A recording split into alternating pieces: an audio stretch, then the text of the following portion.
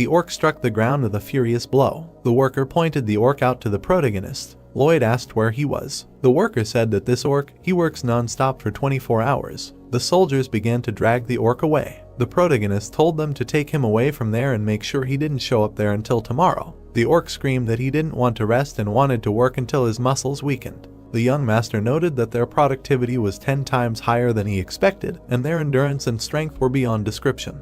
Harach looked at the protagonist in surprise, asking what he was talking about money, noting that orcs didn't need money. The protagonist noted that they didn't even have to pay money every month, however. The chieftain's son slapped his stomach, saying that he just needed to feed them enough. The protagonist noted that this wasn't exactly a common problem. The brown-haired man sat on the couch and noted that they would have to raise taxes very much. The Baron looked at the protagonist in confusion. Shaitan said that they would buy orc meat with this money. Considering the productivity of the mines, they would not go into the negative. Arcus said that he understood him. Then he looked down at the floor, adding that one could not be sure that the inhabitants of their settlement would be able to afford it, noting that it was very difficult to make a decision, and they could not charge such a high tax. The hero smiled slightly, saying that if they constantly raised the tax, it would be robbery. What were they losing? Because they would work hard, and they could suffer losses if the amount of tax paid decreased. The Baron looked at the protagonist with curiosity, asking how exactly they would raise taxes then. Shaitan said that everything was simple and they would allow them to earn more money. The protagonist presented an image of a swamp, saying that the abandoned land in the north of the settlement, they would turn the Merez wetlands into a farm. The young gentleman smiled confidently, raising his index finger. He said that they would give it to the people and they would grow different crops, make a lot of money and pay taxes. There was a beautiful orange sunset in the sky. The protagonist stepped on the water. Lloyd and Xavier walked through the swamp. Xavier noted that it had been several hundred years since this land was abandoned, asking how people would be able to grow anything in such a place. The brown-haired man said that his big boss had an idea. The guy grinned in confusion, thinking that he said so, but it would not be easy. The protagonist was sitting near the sand filled with water. He noted that many things need to be taken into account, because the territory is not small and they need to come up with a system for carefully draining rainwater. The protagonist made small walls out of sand, noting that there was no other choice and would have to simulate a possible option. The protagonist was sitting in the middle of water and land. Lloyd asked what if he did this, noting that it was a failure. The young gentleman asked what might be too high, and then perhaps like this, noting that he had messed up again. The sun was shining brightly in the sky. The protagonist was assembling a tower out of the ground with an exhausted look. The Baron and Xavier were watching what was happening. Arcus asked how many days had passed. The swordsman noted that it had been 21 days. Xavier looked at the Baron and said that he barely ate or slept, asking what he should leave him. Arcus said that there was no need to do that. The protagonist stood with a shovel and a bucket in his hands. Arcus said that he hated him, even though he was his son, and wondered if he would ever become a normal person and whether it was impossible. The protagonist pursed his lips, bending over to the ground. The Baron noted that now, for the sake of others, he was trying to bring about amazing changes. Arcus looked down with a sad look, saying that perhaps he could not help him in any way, but he was not going to interfere either. Xavier watched the protagonist closely, saying that it was a wise decision and right now, young Master Lloyd was responsible for his words and would not give up. The protagonist bared his teeth, looking at the ground with a serious look. The system notified that the level of sympathy and Baron Arcus for him increased. He received 20 RP level 931. The leaves on the trees rustled in the wind. The protagonist fell to his knees, after which he clenched his hand into a fist and raised it up.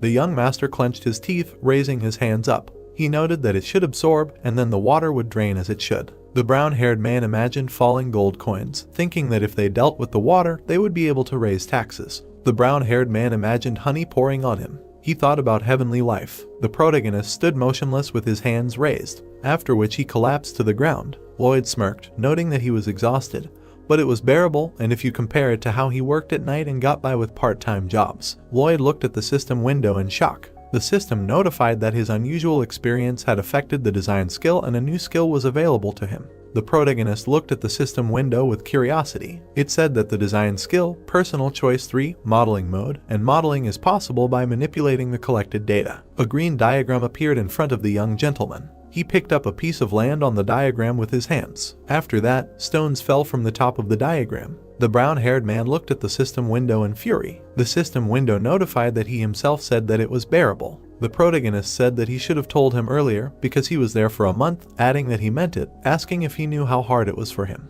The system notified that the skill can be visible due to the acquired wisdom. In this case, the reason was his desires. The protagonist squinted at the system window. He asked that when he first appeared there, what was his desire? Lloyd told him to just be honest, asking that he himself did not know and how his desire was connected with his appearance in this world. The young gentleman looked ahead in bewilderment. He said that he just wanted to graduate from college, get a license, get a job in a good company, and not think about money, asking that is not what he wanted. The system notified that this is just his goal, and desire is much stronger, something that overcomes space and time. The main character slightly rose, shaking off the dust from his clothes. He said that if he was going to talk about the transience of life, it would be better to stop this conversation, because right now he is busy. Lloyd opened his mouth when Belle and Peepodong appeared on his shoulders. The protagonist called out to the guys. Lloyd looked at Belle with a smile, asking that maybe it was time to meet new friends. A bright sun was visible behind the mountains. The protagonist stood near the swamp, saying that this was the first step of their project. The rodent and the snake looked at the protagonist in shock. The young gentleman said that they needed to pump out all the water from there. The rodent began to wave its paws nervously. Lloyd asked that the two of them couldn't handle it, noting that, of course. The brown-haired man put the small snake on the ground, saying that it meant that they would draw. The guy looked into the distance with a confident look, noting that he would use all his RP and draw as many creatures as he could. A system window appeared in front of the protagonist. The brown-haired man said to show it. Random selection of a mystical creature, one choice equals 100 RP. The protagonist thought that since the price would increase by 1.5 times with each choice, he would be able to get 4 creatures. The main character pressed the start button, noting that he did not need any special skills. The young gentleman stood with his back turned, noting that it would be better to have huge creatures like Peepodong and Belle pump out the water, adding that it was somehow loud. The main character began to speak in an incomprehensible language. A green magic circle appeared in the air, from which a head appeared. The creature flew out of the magic circle, after which it hit the main character in the face. A small yellow ball bounced on the ground. A small hippopotamus stood on the ground, looking at the main character. The young gentleman looked at the creature in shock, asking not to tell him that it was a hippopotamus. Peepodong and Belle looked happily at their new friend. The small hippopotamus smiled widely, waving its paws. The animals began to circle happily. The main character leaned towards Hippo, saying that he did not want to distract them, asking if he could show him the instructions. Hippo spat out the paper from his mouth. Lloyd noted that he had already gotten used to it.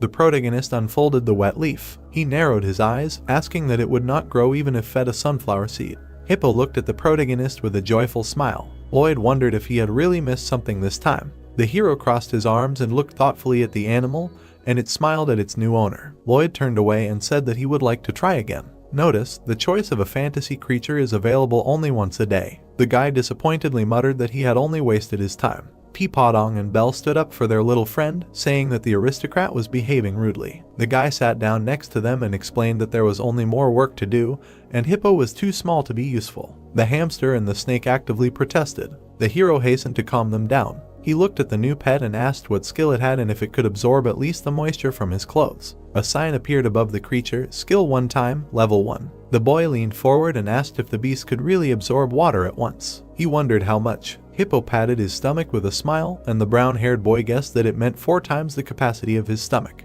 Lloyd smiled tightly and looked away, thinking that he had gotten all the necessary skills so far. You could say he was lucky. The animal attracted attention and went to the water to demonstrate the skill. It bent down and began to drink. The boy stood and watched patiently along with the other 2 creatures. The boy raised his eyebrows questioningly. The pet had grown larger. The hero squinted, trying to figure out if he was imagining things. Hippo continued to drink. With each sip, the baby became larger. The brown-haired man gradually raised his head, looking at the animal. Now it had reached a colossal size, and there was almost no water left. Hippo rose and exhaled. In front of them was a dried-up crater where a fish was splashing pitifully. The guy stared ahead in amazement, not understanding how such a quantity of water could be drunk in such a short period of time. That meant they could dry it all up in a couple of days. Peepodong and Belle chuckled arrogantly, showing the owner how wrong he was. The young man smiled awkwardly and apologized to the system as well. He asked if the choice was really random, since only the skills he needed appeared as if by a click. The message said that when the hero first appeared in this world, his skills appeared one after another. Since his role as a person with an unenviable fate could bring him too much trouble,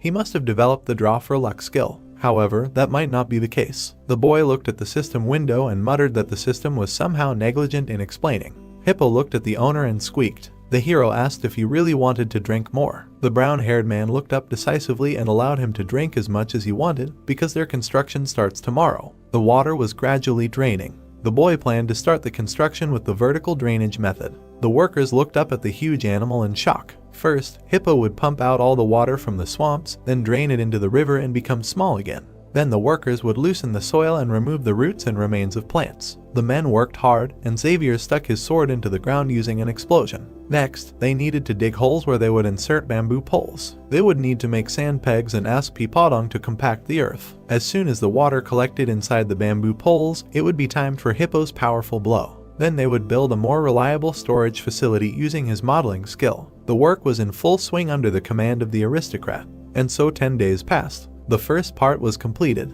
The hero raised his hand and shouted that they still had a long way to go, but when the work was done, they would have a party, so they had to try hard. The workers happily supported their boss and got motivated. A cicada was chirping on a tree, and Xavier, all sweaty and half-naked, stood and looked at the field. The guy leaned on a shovel and thought that this abandoned area was really turning into farmland. He looked at the tool with displeasure and wondered since when he started working on a construction site. It seemed like there was another task. The knight looked at the gentleman running up. Lloyd handed him a bag of seeds and ordered him to plant them, starting from that end. The interlocutor asked why the knight should do this. The young man answered that it was to drive away various pests and protect the estate.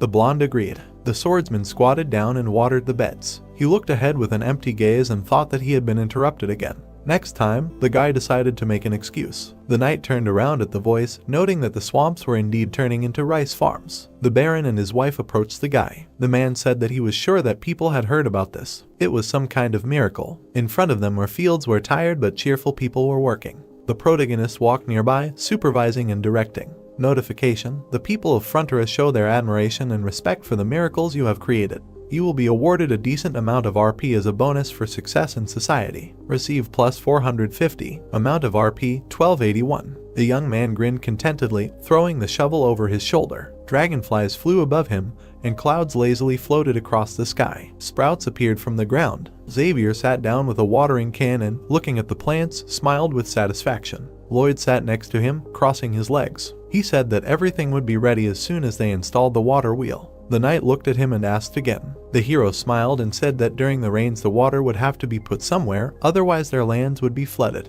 He went down to the beds and added that they needed a specialist. The interlocutors turned questioningly at the sound. People on horseback were approaching them. The hero looked at them indifferently and asked who it was. The knight answered that it was Viscount Racona. His estate was north of these swamps. The horse stopped, and the man, riding closer, asked who was responsible for this construction. Xavier frowned and made a remark to him to speak more politely. The hero stopped him with a smile and replied that he was the boss here. The boy asked why they had come. The man frowned and said that these lands belonged to Viscount Racona and ordered them to leave this place immediately. The boy and his swordsman looked at the newcomers with displeasure. The Merez Swamps. This place had been abandoned for several hundred years. In the north, these lands are in the possession of Viscount Racona, and the southern part of the swamps belongs to Frontera. It is obvious that he is not just laying claim to them. Apparently, the nobleman wanted to take possession of the fertile lands. The hero narrowed his eyes and thought that the man could really insist on transferring the lands for his use, because in fact, the northern part belonged to him. He grinned and added mentally that it had been like that until now. The hero stood in front of the guests. The boy clarified whether the Viscount was really claiming that they had entered his territory without permission. The nobleman's subordinate frowned and confirmed that these lands had been granted to the Viscount by the king himself. Lloyd frowned and said that the conversation should be conducted between people of equal status and suggested that the interlocutor shut up. The man's face distorted with anger. The workers stared at them in shock, and the Viscount grimaced. The brown-haired man bowed and apologized for not introducing himself earlier. He said that he was the eldest son of the Frontera family. Racona raised an eyebrow and said that he had heard that the young man was behaving inappropriately. The man demanded that the hero call his father. Xavier frowned and thought that this was too rude, but Lloyd calmly began to pick his ear. The interlocutor repeated the order, but the young man said that he heard perfectly well. He blew on his finger and muttered that some kind of dung fly buzzed here. Racona looked around for the insect, and the servant whispered to him that he was the one who was insulted. The protagonist stopped smiling and said that the Land Law of the Kingdom, Act Number 321, a special law responsible for the cultivation of marshland. The man looked at the young man with displeasure and demanded that he stop immediately. The brown-haired man continued quoting Article 1, The purpose: cultivation of marshes that had been abandoned for a long time, establishing property rights to these lands. The interlocutor leaned forward and became indignant, but the young man did not stop. He closed